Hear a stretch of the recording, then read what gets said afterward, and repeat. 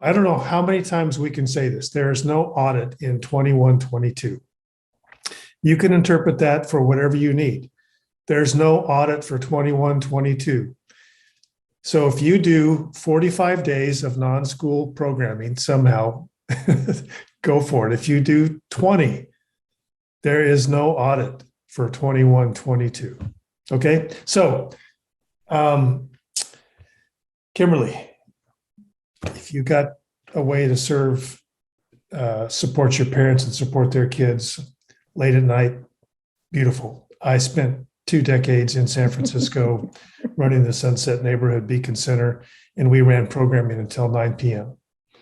And if it's what your families need, we're going to support you. Okay? If you've got summer school, this 9 hours for 30 non-school days, it's the same formula as if a school day if you've got summer school. So summer school plus whatever to meet 9 hours, those days count, right? So, but just to be clear, CDE has no discretion over the 30 hours. That's in the state law.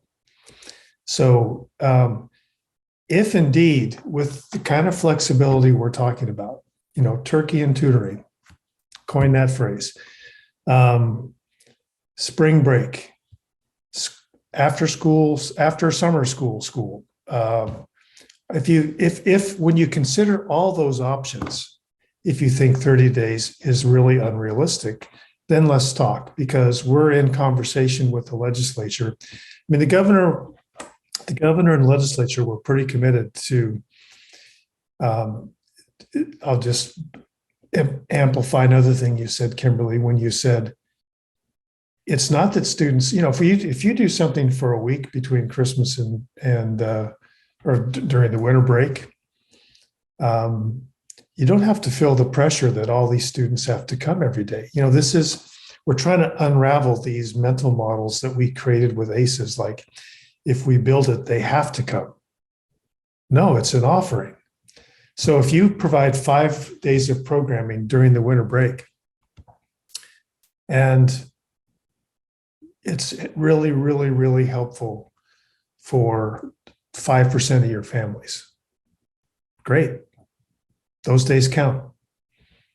And if a family, I can't remember who I was having a conversation with, but there was a superintendent who was saying, we're gonna penalize our kids because we're gonna these families want time with their families during the summer. We don't want to have to make them come 30 days during the summer. They're going to take a trip or they're going to do this. And I just had to reemphasize, just because the program is available on a certain day, whether a student comes is their option.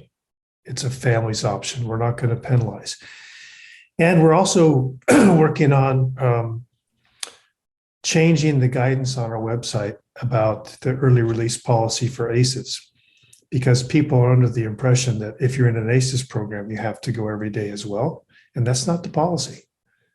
The actual policy that we monitor is that you follow your own early release policy. You can make your early release policy line up with your ELO program.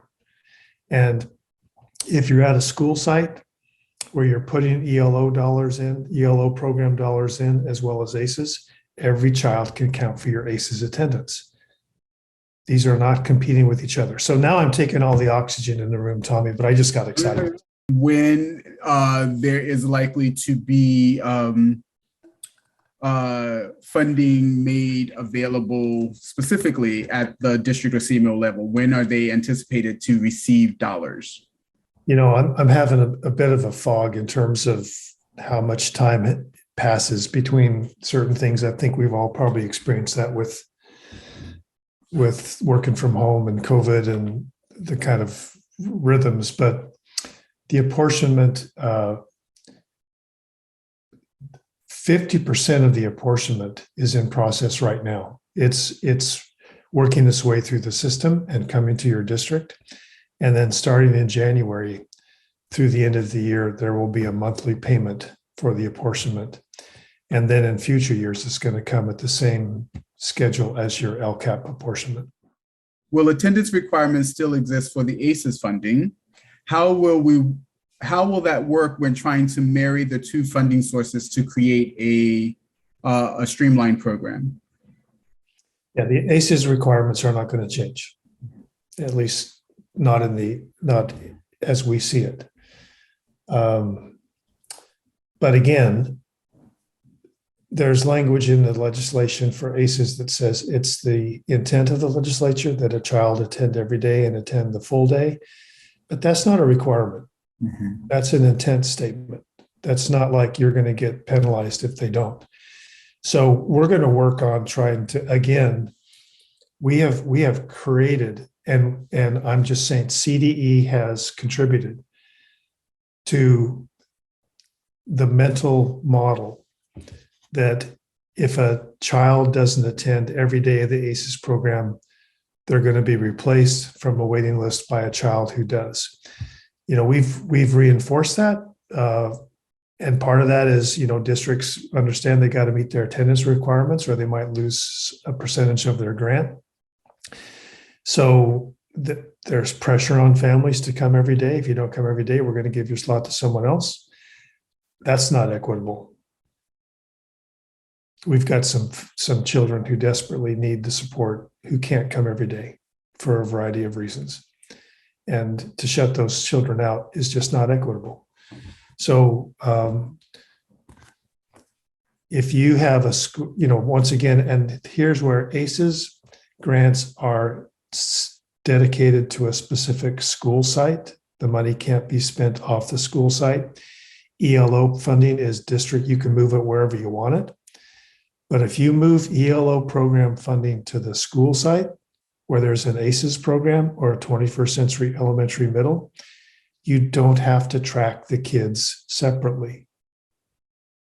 You can expand the program, you can bring more money into the ACES program, and you can count every kid that comes towards your ACES program. This vision of one comprehensive program means we're not asking you to put the beans in different cans, right?